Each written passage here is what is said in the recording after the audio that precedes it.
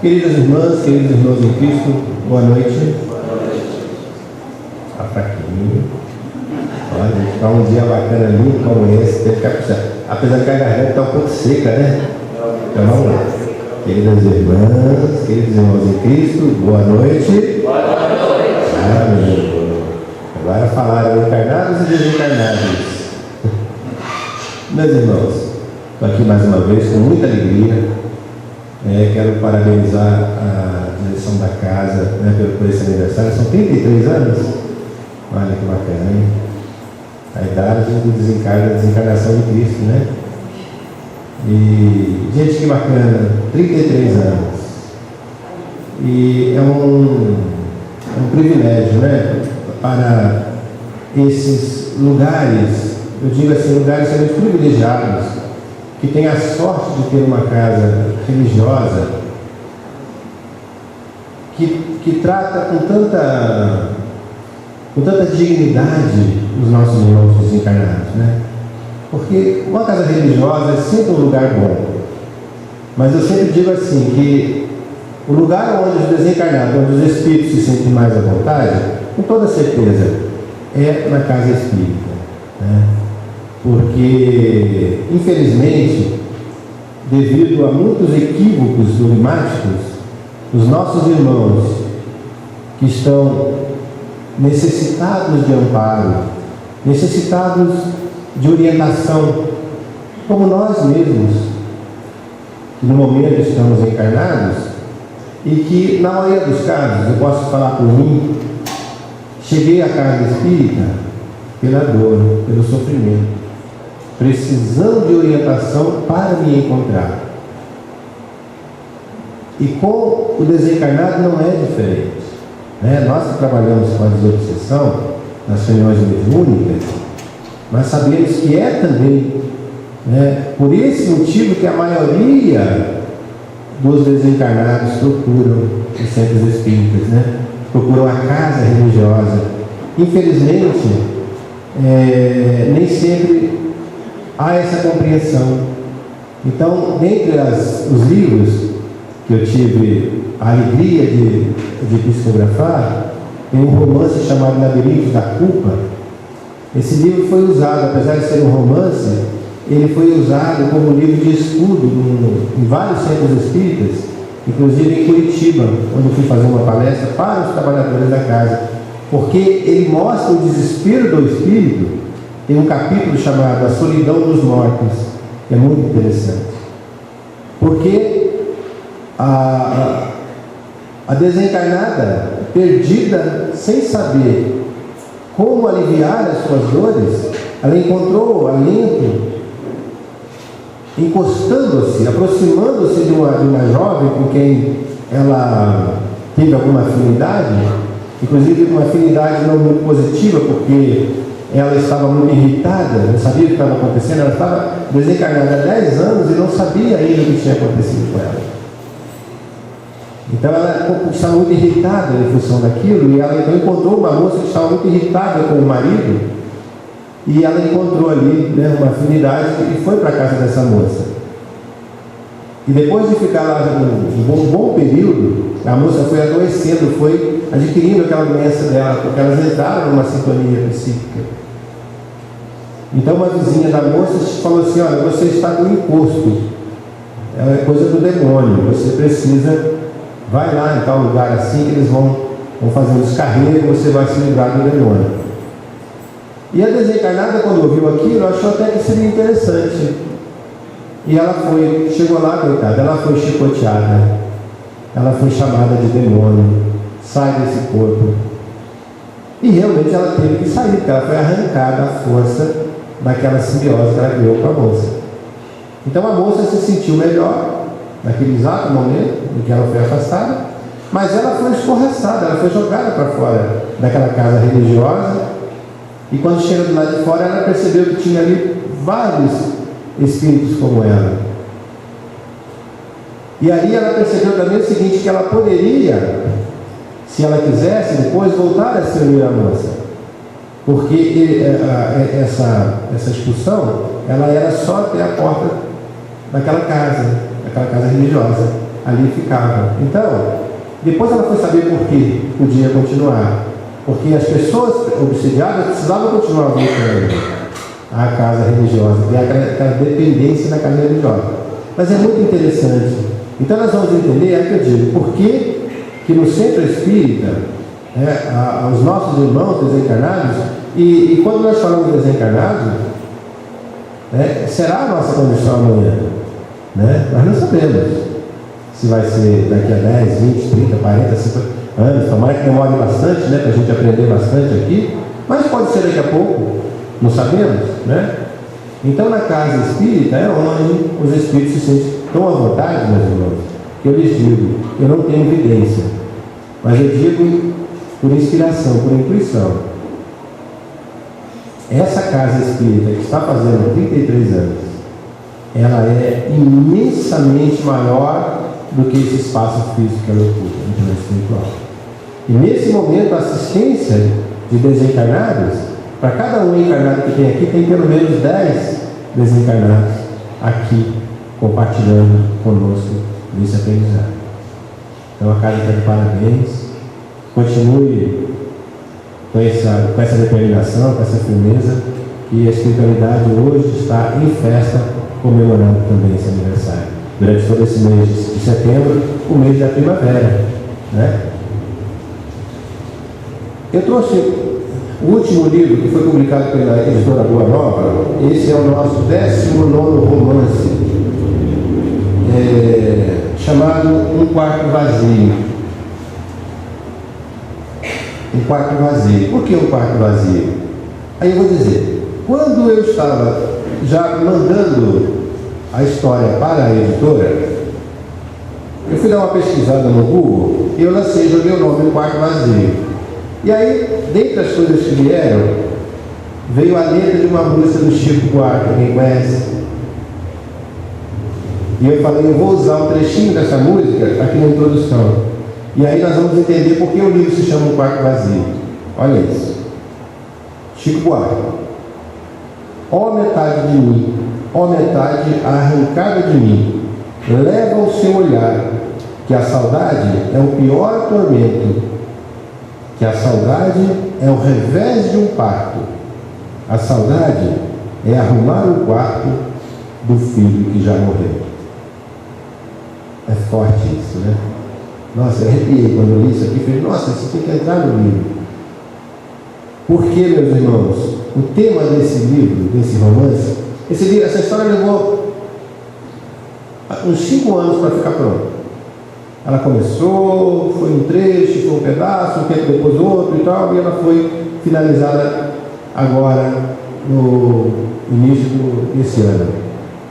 Foi publicada em julho, saiu em julho agora, e ela já saiu da editora com 12 mil exemplares do livro já vendidos, já comprometidos, e agora já saiu uma segunda reimpressão, acho que já está passando de 20 mil exemplares, porque é um tema muito atual, Nós costumamos dizer, e ouvir já há muito tempo dos nossos antepassados, que a pior dor que existe no mundo é a dor de um pai que enterra o seu filho, a mãe que enterra o seu filho.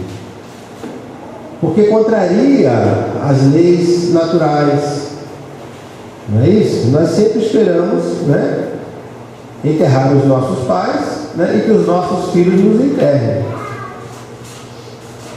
E aí acontece o oposto, é o revés do parto, como diz aqui, o inteligentíssimo poeta Chico Buarque, é um parto ao contrário.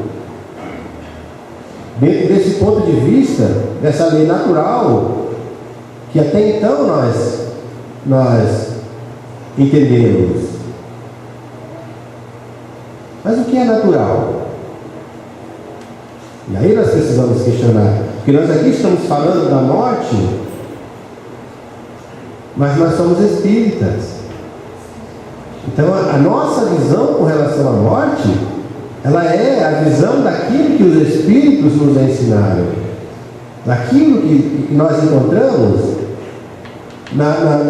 nos livros da codificação, e que não foi invenção de Allan Kardec e nem de alguém que estava ao lado dele ali querendo aparecer, querendo, vamos criar uma religião. Não, nada disso. orientações dos Espíritos para nós. Então a nossa concepção é diferente. Às vezes as pessoas exageram. Por exemplo, eu conheci uma moça que ela disse assim para uma vez assim: ai, Roberto, eu quero tanto ser espírita, ter essa convicção que vocês têm, porque eu acho legal assim, o espírita, primeiro, né? Vocês não têm mágoas, vocês perdoam tudo. E a outra é que vocês não sofrem com a morte. Eu falei: minha filha, se for por esses dois itens, você pode desistir, procura outra religião. Porque nós espíritas, nós temos dificuldade de perdoar, sim. Nós estamos criando constantemente, diariamente, diuturnamente, uma briga entre o homem velho que nós somos e o homem novo que nós pretendemos fazer que aflore em nós. Esse homem novo, uma vez aflorado, ele vai nos permitir ser assim, no que tange ao perdão, a não guardar mágoas, porque nós estamos aprendendo que isso não é bom só para a alma, não é bom para o físico também. As pessoas que têm mágoas, elas envelhecem mais cedo, elas adoecem muito, né? Elas têm uma vida, têm menos qualidade de vida, porque geralmente são muito chatas. As pessoas rancorosas são chatas, são companhias ruins, as pessoas evitam, são pessoas solitárias. Então nós vamos aprendendo isso e vamos buscando essa renovação. Mas ainda não estamos transformados. Acabei agora de escrever um novo livro, que deve ser publicado no início do ano que vem pela Editora Aliança, onde o autor espiritual diz assim: nós somos comparados a uma árvore. Então nós olhamos a copa de uma árvore e nós vemos folhas novas na árvore. Mas o que sustenta essa árvore ainda é a raiz secular, às vezes milenar, que está ali embaixo da terra.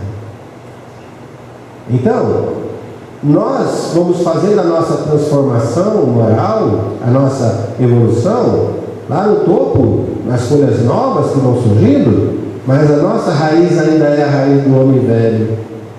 Por isso nós temos recaídas. Por isso nós dizemos: nós precisamos perdoar, mas às vezes nós ainda não conseguimos perdoar, porque o ramo novo quer perdoar, mas a raiz velha ainda segura. Mas vai chegar um momento em que nós estaremos renovados, desde os ramos mais recentes até a ponta da raiz. E aí sim, aí nós seremos isso. Eu falei para minha amiga: aí nós seremos isso, sim. Aí nós vamos ser todo perdão. Aí nós vamos ser toda compreensão, indulgência, tudo aquilo que Jesus nos ensinou a ser. E com relação a não sentir pesar sobre a morte, não é bem assim. Poxa, como é que eu vou ver, por exemplo, a minha mãe, como é que eu vou ver a minha mãe no caixão, sendo enterrada, e eu vou ficar olhando para a cara dela e dizendo: tchau, vai com Deus?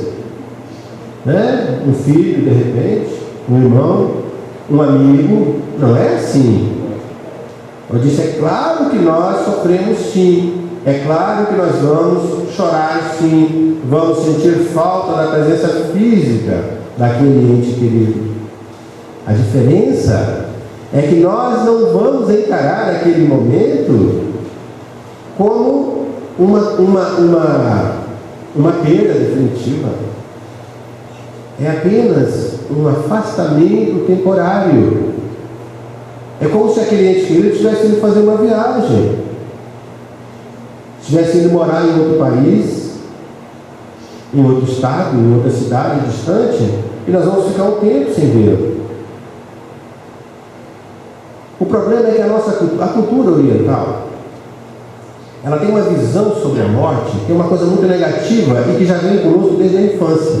Então eu tiro pelo meu exemplo. Eu sou de uma cidade no interior de Minas, chamada Liberdade, uma cidade de 5 a 7 mil habitantes, não passa disso.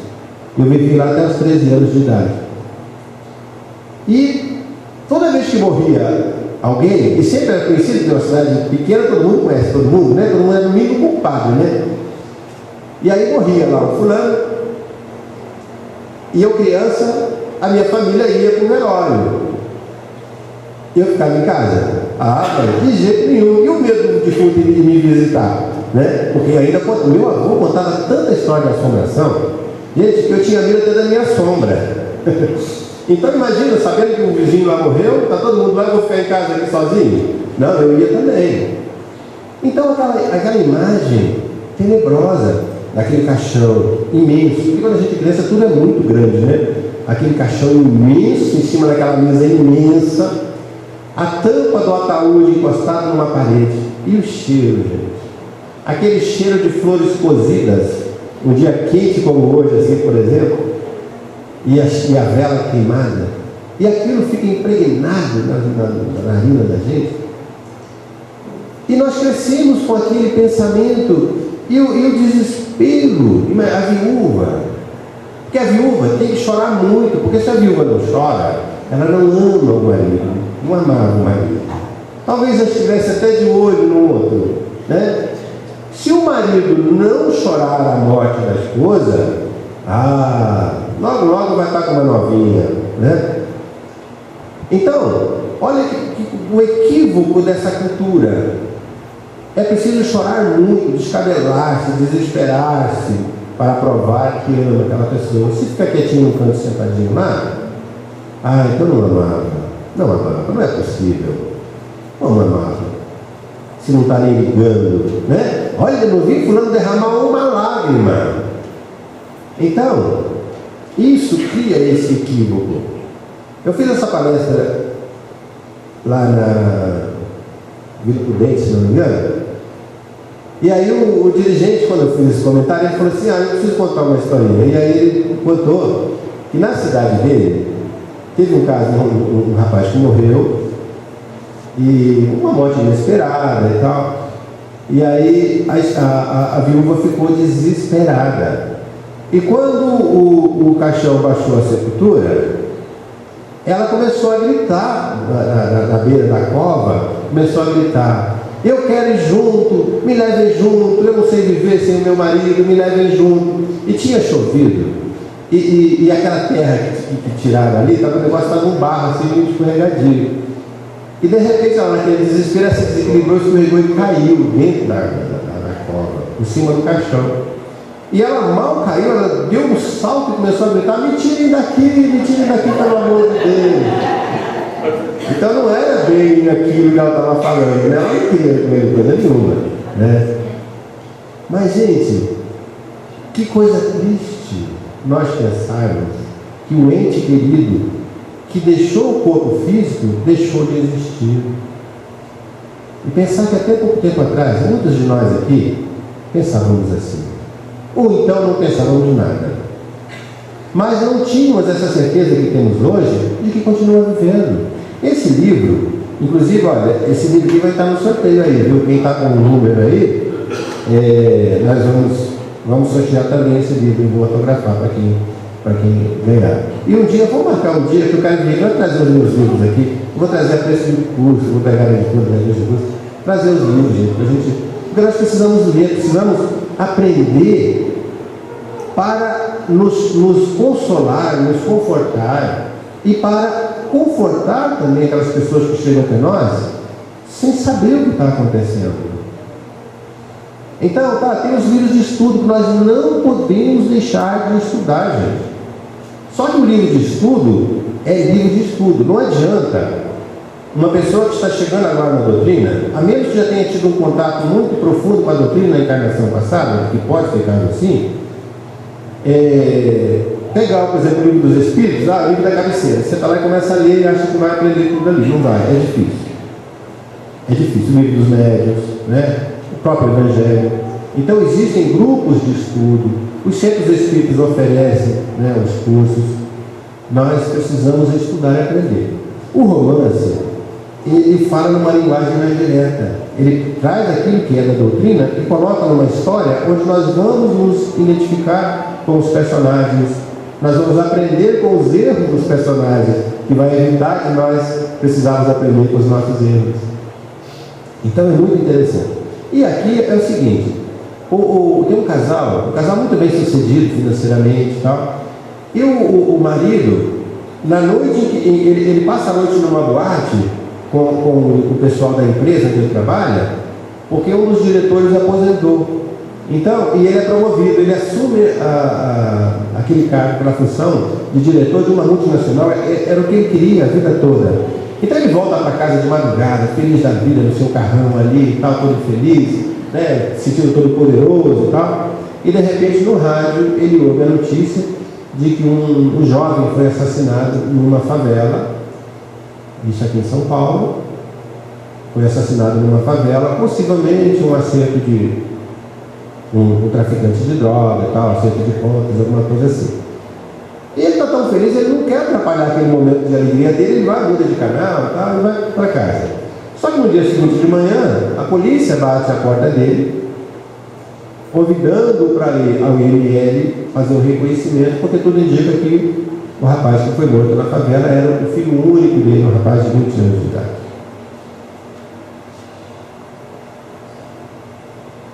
A felicidade, no mundo de expiações e provas, dizem os Espíritos, é relativa, gente. É relativa. Tem umas mensagens que circulam pelas redes sociais muito bonitas que diz assim: Deus nos criou para ser felizes. Esse negócio de falar que a Terra é lugar de expiação, esse negócio de falar que nós estamos aqui para sofrer, esse negócio de falar que sobre o ranger de dentes, não sei o quê, isso é invenção de quem não quer ser feliz.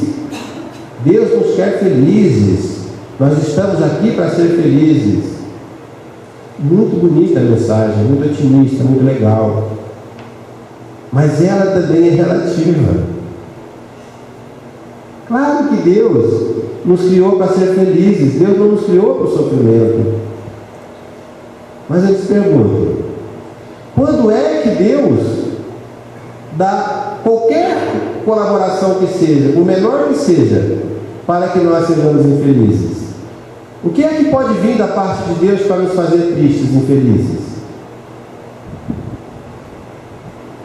A tristeza, a infelicidade existe porque nós criamos a condição para que ela chegue até nós, e não vem como castigo, ela vem como ensinamento, como burilamento, a semelhança daquele milho duro. Alguém já tentou comer um milho de pipoca? Né? Vai quebrar os dentes. Quem vai gostar vai ser dentista, né? Mas nós vamos ficar no prejuízo. Mas depois que se transforma naquela pipoca macia, deliciosa, né? Ainda mais quando acompanhada de um bom filme, né? Todo mundo quer. Nossa, que maravilha. Mas o que precisa para que aquele milho duro se transforme naquela pipoca macia e saborosa? Passar pelo calor, não é isso? Se for no fogão, a panela chega a feder ferro queimado, né? E se for lá no micro-ondas, acho que quantos minutos? É muito tempo, né? Para no micro-ondas, né? Aliás, não é nem muito, dizem que não é muito aconselhável, não é muito saudável. Mas é esse calor abrasivo que para nós representa,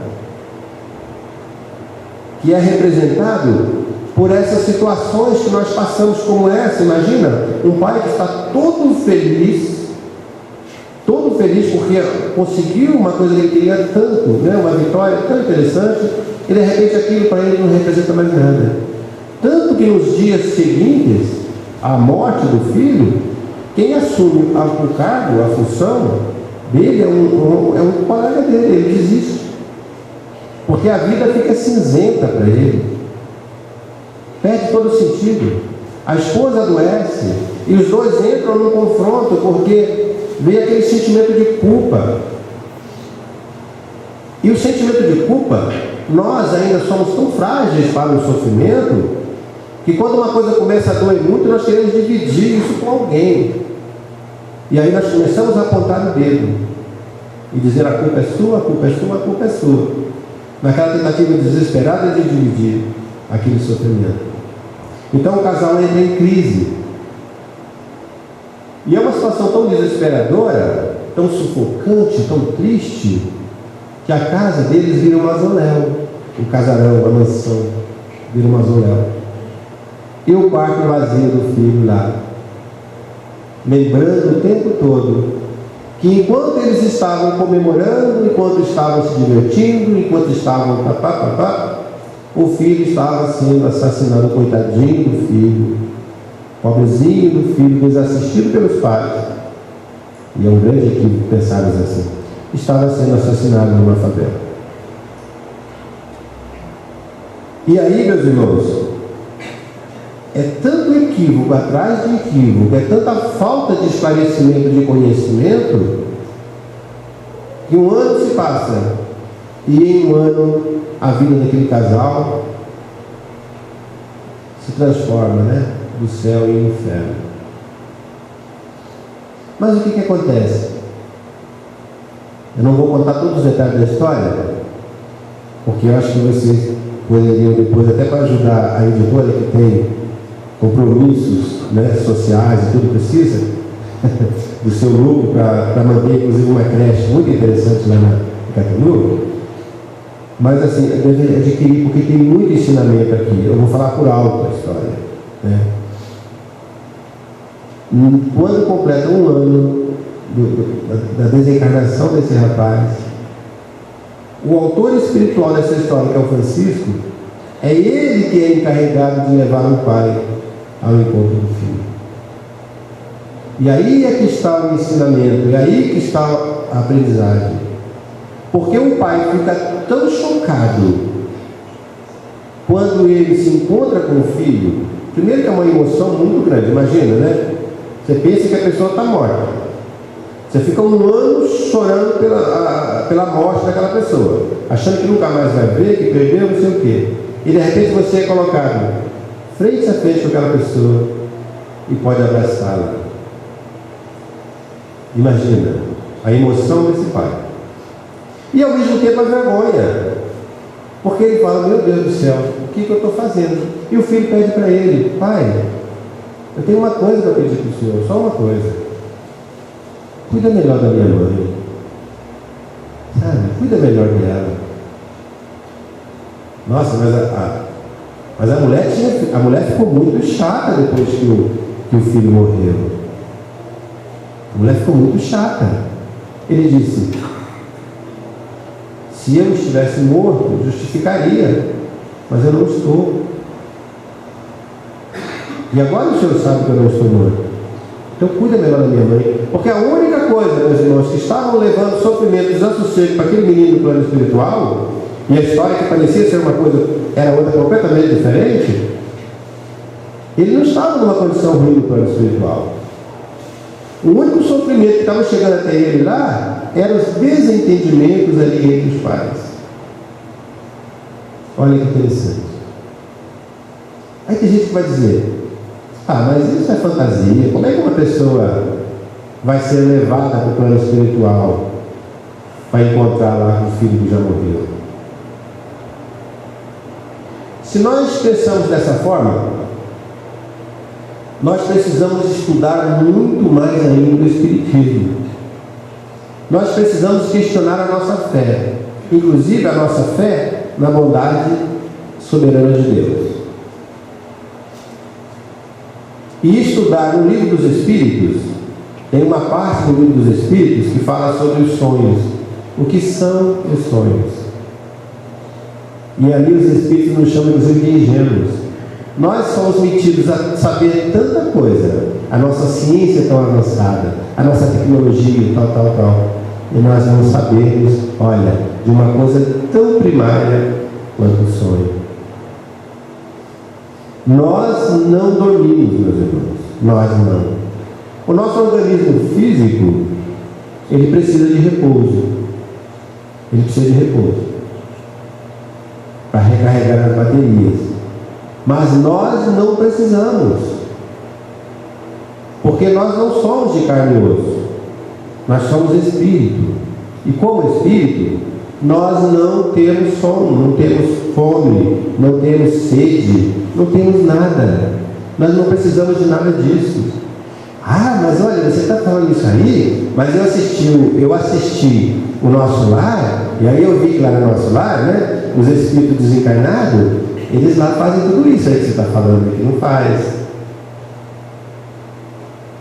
Acontece que no Nosso Lar, os espíritos não estão encarnados, ou seja, não estão num corpo de carne, mas eles estão ainda utilizando uma matéria chamada, né, que os espíritos orientaram Kardec e deram o nome de perispírito.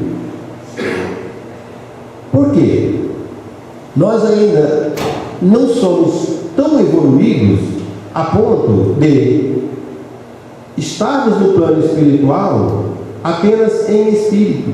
Nós ainda precisamos de uma forma, nós ainda precisamos de um corpo material para habitarmos o plano espiritual, que no planeta de expiações e provas como o nosso, ainda é também um mundo imperfeito. Então, perispiritualmente falando, e porque nós ainda estamos muito ligados, né, a essas necessidades fisiológicas, passando para o plano do espiritual, na condição em que nós estamos, nós ainda temos essas necessidades. Mas é uma coisa muito mais mental do que fisiológica. Então o rapaz está lá, por isso ele é visto, o pai o vê. Por isso eles se abraçam, né? Por isso há um contato físico. Por que um contato físico? Mas o corpo do pai não estava na cama dormindo quando ele foi para lá? Sim. Quando nós vamos para o plano espiritual, durante o sono físico, o nosso corpo fica onde está. Mas nós vamos revestidos do perispírito. Por isso nós fazemos contatos físicos no plano espiritual. E aí, por isso também, que vem o alerta, para nós termos cuidado com o que desejamos quando vamos dormir. Porque nós temos contatos físicos no plano espiritual. Então nós podemos fazer coisas boas e podemos fazer coisas muito boas também no plano espiritual, durante o sono físico. Os sonhos são encontros. Quando nós sonhamos com um ente querido que já morreu, nós estivemos com ele. É que quando nós voltamos para o corpo carnal, a limitação que nós temos na carne, ela não nos permite lembrar tudo, né? Mas quando é necessário lembrar, como no caso desse rapaz, que ele dá 3 respostas para o pai e fala assim: dê essas respostas à minha mãe, por favor. Aí ele se lembra, porque quando é necessário, vem uma ajuda espiritual para que isso aconteça. E quando o pai pergunta para a esposa, né, ele diz assim: nosso filho mandou essas 3 respostas para você. Ela lê e fala: são as 3 perguntas que eu venho fazendo mentalmente para ele, né? Uma das perguntas era, né, se eu for ao seu encontro, nós vamos ficar juntos aí no plano espiritual? E a resposta dele qual é? Impossível. Espere o seu momento, não venha antes da hora.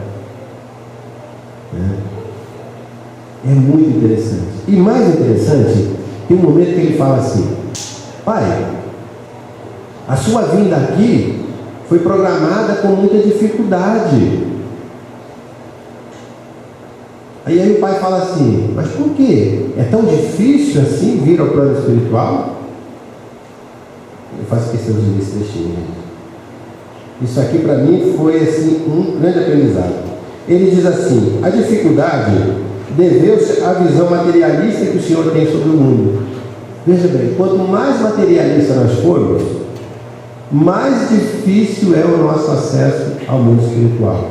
Por que o Chico Xavier vivia com um pé no plano espiritual e outro no plano material? A ponto de já perguntar no final da vida dele, Ele perguntava, quando uma pessoa ia conversar com ele, ele perguntava: você é desencarnado ou encarnado? Porque ele conversava com encarnado e desencarnado o tempo todo, né? Oi? Ele diz assim: o homem espiritualizado vive em harmonia com os dois planos da vida e transita naturalmente entre eles.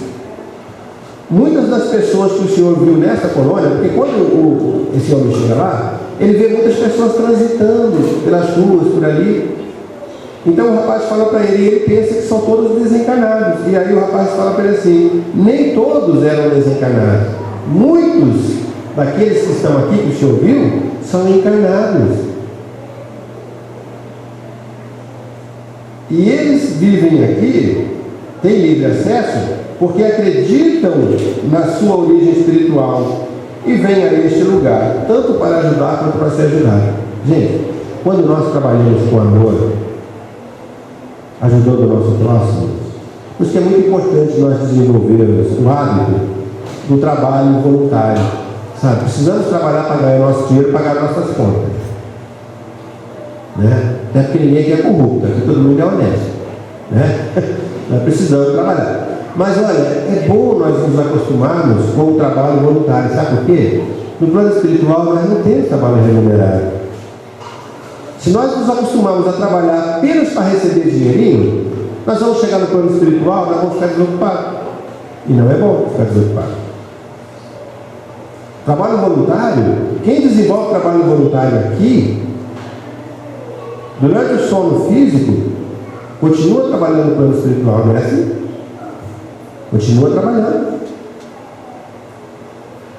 Então ele fala assim: mas o mesmo não se dá com os que duvidam de que a vida espiritual seja uma realidade.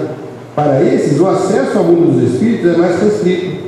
Não porque Deus os proíba, olha, não porque Deus os proíba, mas porque eles próprios, com seus pensamentos materialistas, não fazem a menor questão de estar aqui. É claro. Se alguém inventar um país e nos convidar para ir passear no país, nós vamos?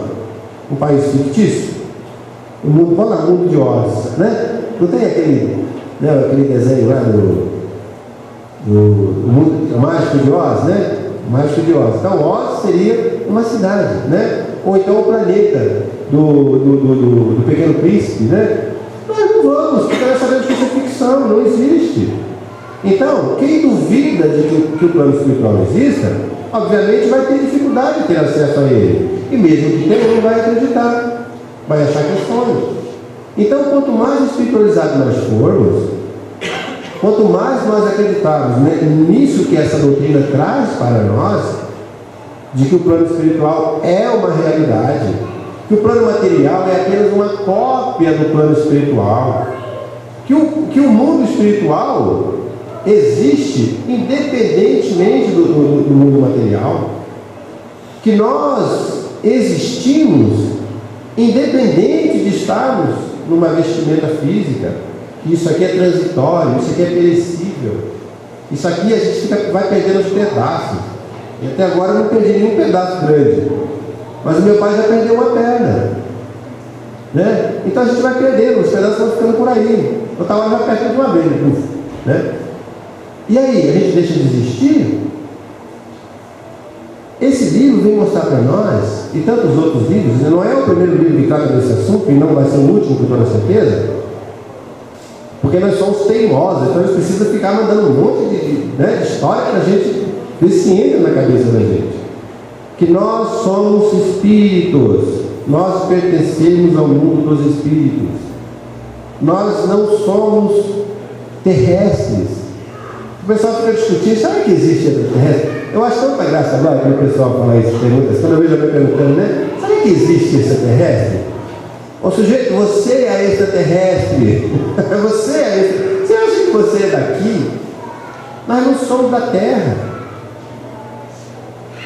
O organismo físico que nos foi emprestado como ferramenta de trabalho, de monitoramento, ela é daqui, né? Ela pertence a esse plano, mas nós não. O nosso princípio inteligente, aquilo que nós somos verdadeiramente, não é daqui, nós estamos estagiando aqui. O exemplo mais palpável, vamos dizer assim, e que serve como bússola para todos nós, que é o exemplo de Jesus, que é exemplo maior do que Ele nos deu, Ele mostrou para nós, né? Porque depois de ter sido morto na cruz, de todo mundo ter visto que Ele foi morto, Ele não reaparece depois, Ele reaparece. E aí, por um equívoco muito grande, teológico, fala que Jesus voltou em corpo e, né? Em corpo e sangue, carne e osso. Não. Jesus voltou na sua vestimenta perispírita. Esse mesmo perispírito, né, que nós temos, lógico que é muito mais grosseiro nosso, pela nossa evolução ainda não é pouca. E o perispírito dele, com toda certeza, é muito mais, né? Mas ainda assim ele precisou condensar um pouco para se mostrar, senão talvez não se tornasse nem visível. Então, para que fosse visto por olhos materiais, carnais, como precisou, ele certamente, assim como ele precisou se condensar muito para estar num corpo carnal, ele também fez esse sacrifício para estar no perispírito, que fosse visível aos olhos carnais daqueles que viram e testemunharam que Jesus sobreviveu à morte do corpo físico. E não é privilégio dele, todos nós sobrevivemos. Então seria um engano muito grande, uma propaganda enganosa, quando Jesus diz para nós amarmos a todos indistintamente. Porque se nós sofremos toda vez que morre um ente querido, imagina quando nós tivermos capacidade de amar a todos indistintamente. Nesse momento, quantas pessoas estão desencarnando? Nós estaríamos aos prantos o tempo todo, né? Mas Jesus sabia que quando nós tivermos um entendimento suficiente para amar a todos indistintamente, nós já teremos também um entendimento suficiente para saber que não existe morte, que existem transições, que existem estágios de vida a serem cumpridos, ora no plano material, ora no plano espiritual, e que nada se perde, né? E que nós vamos fazer um revezamento. Os que estão aqui nesse momento encarnados, nós, daqui a pouco estaremos lá. E os que estão lá estarão aqui. E outra coisa, meus irmãos, se não fosse assim, como é que nós iríamos evoluir? O meu avô morou num sítio, nessa cidade que eu falei de 5 mil habitantes. O meu avô morava num sítio, que essa cidade já pode dizer que é um sítio, né? Uma roça. O meu avô morava na roça. E ele andou a cavalo a vida toda. Meu avô andou tanto tempo a cavalo, que quando ele andava a pé, a gente viu um cavalo no meio das pernas dele. Ele andava com as pernas assim abertas, assim como se tivesse um cavalo ali. Meu avô não tinha o hábito de andar de carro, não andava de ônibus, nunca, nem sabia o que era o metrô, nunca ouviu falar. Meu avô nunca falou o telefone. Acho que tinha medo até que o telefone mordesse, ele desse choque. Imagina, meus irmãos, esse meu avô, ainda aqui entre nós, ele precisando morar na cidade de São Paulo, meu avô estaria perdido, não é? Então imagina se um cochilo da natureza, meu avô vivesse 200 anos. Ele não ficaria completamente perdido nesse mundo? Ele ia conversar com quem? Né? Todas as pessoas que você viria para de referência já teriam ido. Então Deus é tão perfeito, a natureza é tão perfeita, que ela nos deixa aqui o tempo suficiente para o nosso aprendizado. E depois nós vamos lá e reciclamos. A hora que o meu avô voltar, se é que ainda não voltou, ele vai voltar já com o celular na mão, né? Já nas redes sociais ali interagindo, né? Ele vai estar fazendo isso, e é o meu avô. E talvez nunca mais ele suba num cavalo, já vai andar de avião. Então é por isso que nós precisamos ir e voltar, e é isso que esses livros maravilhosos, essa doutrina vem ensinar para nós. Tem nada errado, não precisamos chorar porque alguém deixou a vida física, não. Os Espíritos falam, só para encerrar, gente, já acabou o tempo, os Espíritos falam, lá no livro dos Espíritos, ou no Evangelho, não estou bem lembrado agora, mas fala, com toda certeza, a Terra, não, no Evangelho, as diversas moradas, a Terra é ao mesmo tempo, olha isso, gente, presta atenção. A Terra é ao mesmo tempo escola, hospital, presídio. Então nós estamos aqui porque precisamos aprender porque precisamos nos tratar, porque somos enfermos da alma e precisamos nos penitenciar. Aí eu lhes pergunto: é justo um aluno permanecer na escola depois que ele já fez todas as provas, foi aprovado e tal? Não, ele precisa seguir, não é? É justo um paciente permanecer internado no hospital depois que ele já recebeu alta, depois que ele já está curado? Não, ele vai seguir a sua vida. É justo que um presidiário continue preso depois que cumpriu a sua pena? Não. Então, se nós estamos aqui num planeta que é escola, hospital e presídio ao mesmo tempo, se nós cumprimos a nossa etapa, uns precisam ficar mais tempo, outros menos tempo. Se nós cumprimos a nossa etapa, não há razão para ficarmos aqui. E é egoísmo nosso querer que o nosso ente querido, só porque nós gostamos muito dele, nós nos acostumamos à presença dele, às vezes temos até alguns interesses materiais nele, mas queremos que ele fique ao nosso lado numa condição onde ele não precisa mais ficar. Então é sobre isso que nós precisamos raciocinar. Essa é a mensagem da noite, e que Jesus abençoe a todos nós e nos acompanhe ao nosso lado.